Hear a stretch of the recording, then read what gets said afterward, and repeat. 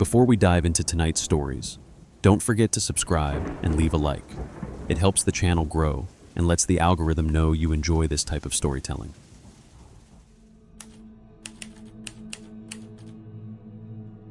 My wife and I bought our first house in February of 2010. We'd been saving for years, and this place felt like the reward for all of it. It wasn't huge or fancy, but it was exactly what we wanted. Quiet street, a small yard, freshly renovated, and move-in ready. The first time we walked through it, we both just knew. It had this warm, lived-in feeling, even though no one had been there for a while. The first few weeks were perfect. We spent our evenings painting, hanging pictures, and unpacking boxes. There's something about making a house your own that just feels good, like every nail you hammer in makes it more yours. It creaked a little at night, but it was new construction, so I figured it was just settling. After about a month, weird little things started happening.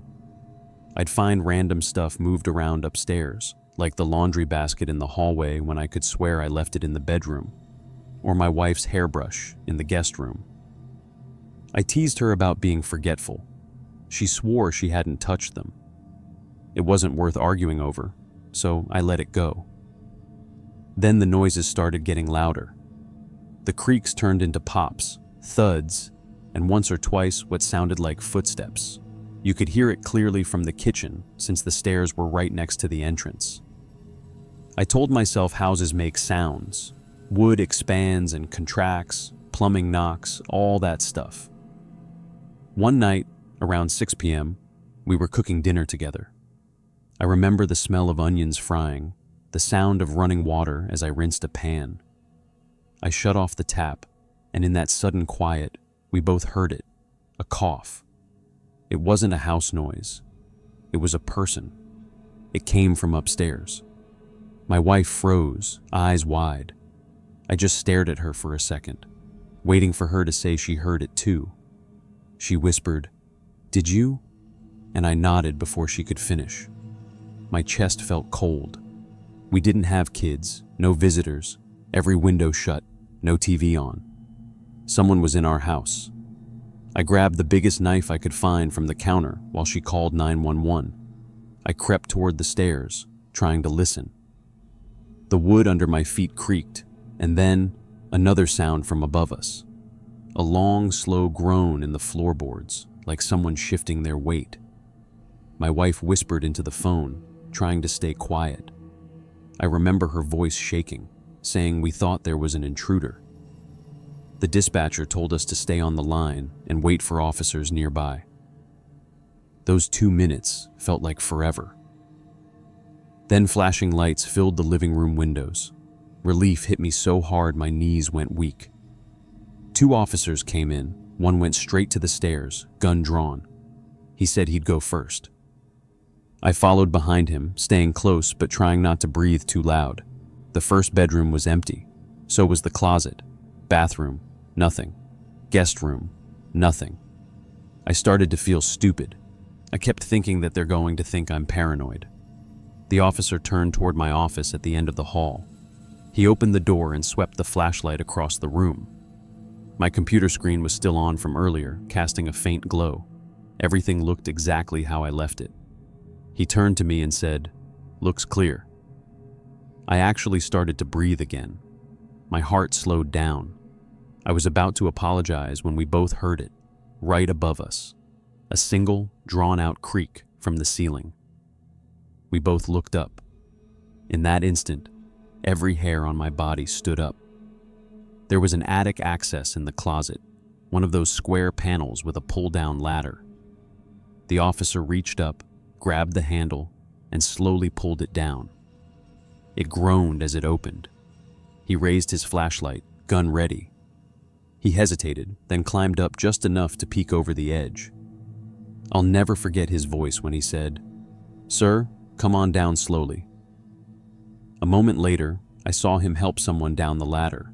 A man, maybe in his 40s, unshaven, filthy, eyes blank. He didn't say a single word, just stared past us like we weren't even there. They cuffed him right there in our hallway and led him outside. My wife was crying downstairs when I told her they found someone. She couldn't even go back inside for a while. When the police questioned us, they said the guy claimed he'd been living in the attic since before we bought the house. Apparently, when it was still on the market, one of the realtors must have forgotten to lock up after a showing. The man was homeless and slipped in to escape the cold. He said he stayed up there for weeks. When people came by, he'd climb into the far corner of the attic and stay quiet until they left. He told them he stayed hidden after we moved in. He'd wait for us to go to work, then come down and eat whatever he could find, take small things, use the bathroom, even wash up sometimes. I didn't want to believe it, but it made sense. The moved objects, the strange smells sometimes, the noises at night. We had been living under the same roof with him for over a month. He never hurt us, never tried to confront us, but that somehow made it worse. Just knowing he was watching, listening to us every day from above. Even after the police took him, I couldn't sleep in that house. Every creak sounded like footsteps again. Every quiet moment felt like someone was still up there. We sold the place the next year and moved. That was 15 years ago, and I still can't fall asleep unless I check the attic door first. Sometimes when the house settles and I hear that same faint creak in the ceiling, I freeze. It takes me a few seconds to remind myself I'm alone. But part of me still waits for that cough.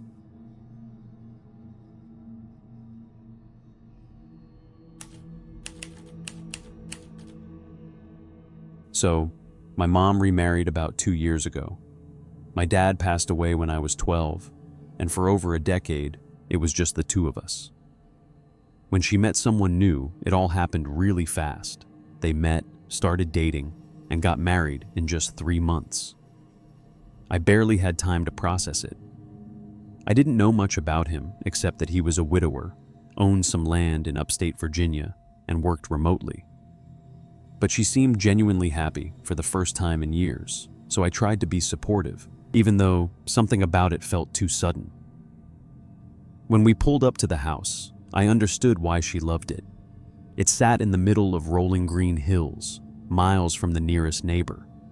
A long dirt driveway led up to a white farmhouse with a wraparound porch and a big oak tree in front.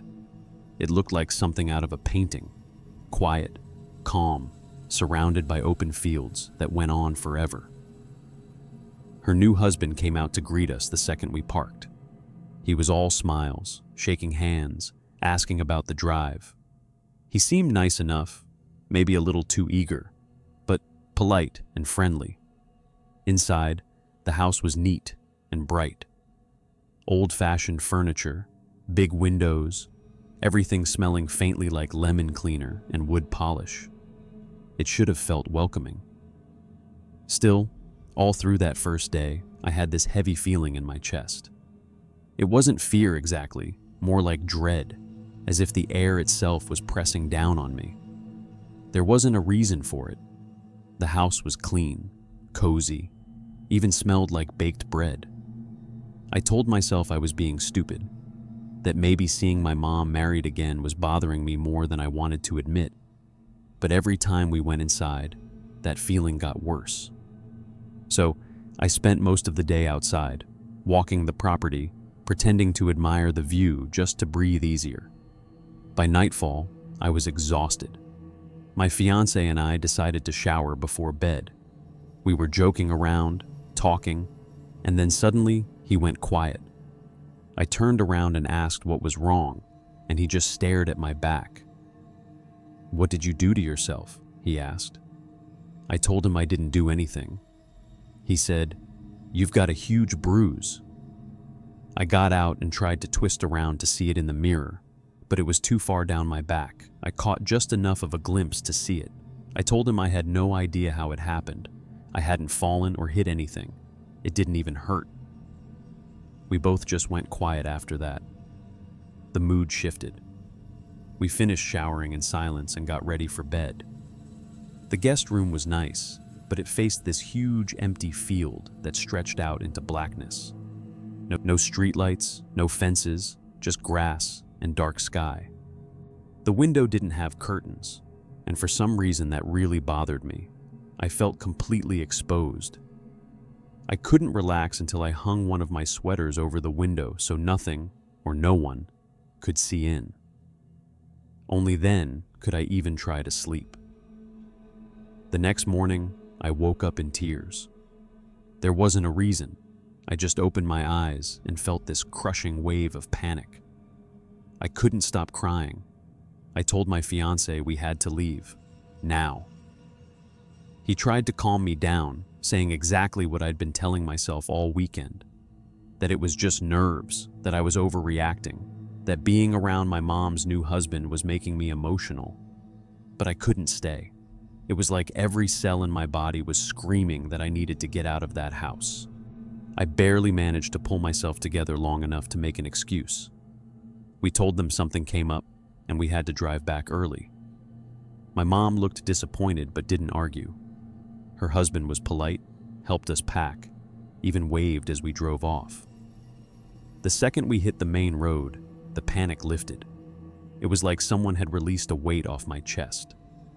I could finally breathe again. I remember sitting there, embarrassed and relieved all at once, thinking I must have seemed completely unhinged. I kept hoping I hadn't insulted my mom's new husband by running off like that. Then, after a long stretch of silence, my fiancé spoke. "That bruise on your back," he said quietly. "Did you actually look at it?" I nodded. He just stared at the road for a while and then said, "It looked like a hand, like someone was pushing down on you." And he was right. I'd barely seen it in the mirror. A handprint tilted slightly, the thumb pressing harder than the fingers. The thing is, nobody had touched me. I couldn't explain it. I didn't even try to. We just let the conversation die there and never talked about it again. 3 weeks later, my mom came to visit. She kept going on about how we should come stay with her again, how her husband really liked us, how I hadn't spent enough time getting to know him. I kept dodging the subject, but she wouldn't drop it. Finally, I told her the truth. I told her everything. How uneasy I'd felt in the house, the panic, the bruise, the window that made me feel like something was watching from the dark. I didn't even finish before I saw her face. She went pale, completely drained of color. Then she said quietly, "I hate that house." She told me she'd been feeling the same way, that she couldn't sleep at night, that she'd hear footsteps in the hallway when her husband was asleep beside her. Sometimes she'd wake up and the lights would be on in rooms she knew she'd turned off. She said she wanted to move, soon. And then she told me something I wish I could forget. Before she moved in, her husband's previous wife had shot and killed herself right outside, in the same field our bedroom window overlooked.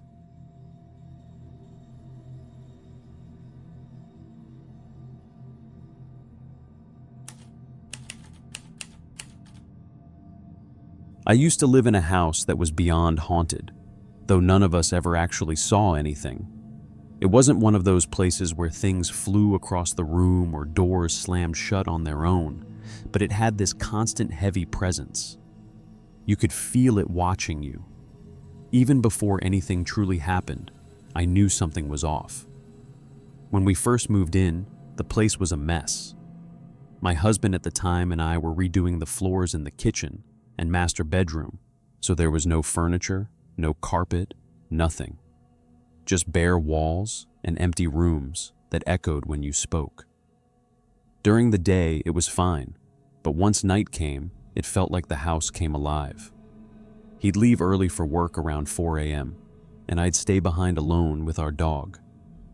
Every single morning after he left, I'd sit there for a few minutes, trying to convince myself I could stay inside. But that feeling, this cold, paralyzing fear, would start crawling up my spine until I couldn't take it anymore. I can't explain that fear. It wasn't just being scared of the dark. It felt like something was in that master bedroom with me, watching from the corners, waiting. I tried sleeping with the lights on, with the dog in the bed, with the TV running all night, but nothing helped. The worst part was how irrational it felt. I didn't see anything, I didn't hear anything, but my body knew something was wrong. One morning, not even a week in, I completely lost it. The moment he pulled out of the driveway, I grabbed my dog, ran outside barefoot, and sat in the car with the engine running until the sun came up. I didn't even bother to lock the front door. That's how bad it felt. A week later, the renovations were done, and we finally moved in all the furniture. I switched bedrooms, thinking maybe it was just that one room messing with me. Around the same time, a close friend of mine and her husband moved in temporarily while they were in between bases. Both men were Marines, and after a few days they got called away for training, leaving the two of us in the house alone. That's when things got worse. The first night, around midnight, I heard her running down the hallway and pounding on my door. She looked terrified and asked if she could sleep in my room because her bed was shaking. I honestly thought she was dreaming, or maybe imagining it, so I laughed and told her to just sleep in here for the night. We hadn't even turned the light off when my bed started shaking too. Not a little tremble either, it felt like an earthquake. Both of us just froze, clutching the blankets, waiting for it to stop. When it did, the silence afterward was deafening. We tried to rationalize it. Maybe an old air vent vibrating under the floorboards, maybe the pipes knocking. But the next night, it happened again. And again the next. Some nights, it would start just after we turned the lights off, like something was waiting for that moment. Eventually, she admitted her room, the one I'd been terrified of before, was worse. She said she'd hear scratching sounds coming from inside her closet, like fingernails dragging from the ceiling all the way down to the floor. Sometimes it would stop right before the sound reached the door. Another night, she swore she closed her closet and turned her fan off before bed, but when she woke up, the door was open and the fan was running full speed. We tried to tell ourselves it was electrical wiring or air drafts, but neither of us really believed that. Then one night, things got stranger. I was in my bedroom brushing my hair while she was in the bathroom down the hall. Suddenly, both lights went out at the same time. We called out to each other, assuming it was a power outage, but when we checked the rest of the house, every other light worked perfectly. Only my bedroom and the bathroom were out. I called my dad, who's an electrician, and he insisted it couldn't be anything electrical if the rest of the house had power. We argued for almost 20 minutes because neither of us wanted to walk back into those dark rooms. Finally, we worked up the nerve and stepped back inside, and the moment we did, the lights came back on like nothing had happened. That night, we barely slept. Every noise made us jump. You'd hear creaks, whispers, what sounded like faint breathing through the vents. Even the dog refused to go near that hallway anymore. Around Halloween, we decided to set up a video camera to see if we could catch anything. We placed it on the kitchen table, pointing down the hallway that led to our bedrooms. The first night, we didn't see much, just these strange moving shadows that didn't match the shape of anything in the room. The camera would blur and distort randomly, then clear up again like it was glitching. We thought maybe it was the lighting. So, the next night we charged it to full battery, turned it on, and left it running for 4 hours. When we reviewed the footage, it only recorded 6 minutes. You could see my husband and me walking down the hallway, entering the bedroom, turning off the light, and then the recording just cuts off. The battery was completely drained, a full charge, gone in minutes. We tried again a few days later, but after that, the camera wouldn't even hold a charge anymore. After that, the activity changed. It wasn't constant fear anymore. It was more like it was watching us, waiting for moments to mess with us. Doors would creak open, even though the air was still. Cabinets we swore we closed would be left half open. Sometimes the dog would growl at the corner of the room, low and deep, and just stare. A few months later, we had some friends over for a bonfire in the backyard. It was late, around midnight, and most of us were laughing and drinking. A few of the guys went inside to grab more beer. A minute later, one of them, Clark, came sprinting back out screaming. Everyone froze. He said he saw 3 men standing near the fire, wearing old Civil War uniforms, just staring at him before vanishing. Clark wasn't the kind of guy to spook easily, and he hadn't been drinking much. The look on his face said he wasn't making it up. After that night, things slowly started to fade. The shaking stopped. The scratching stopped. It was almost like whatever was there had gotten used to us and lost interest. Sometimes little things would still happen when new people came over. Lights flickering, their bags moved, the couch shaking while they tried to sleep. But it became almost a running joke. "The ghost likes you," we'd say. But deep down, I don't think it was ever gone. It just decided we weren't worth the effort anymore. Even years later, I can still remember the feeling from that first night. The way the air felt thick in that room. How the walls seemed to hum quietly when everything else was silent. It wasn't just fear, it was awareness, like something intelligent was watching, curious, but cruel. And sometimes, even now, when I wake up in the middle of the night in my new house, I'll feel that same cold heaviness pressing against my chest. For a moment, I'll forget where I am, and I'll listen, just to make sure the bed isn't shaking again.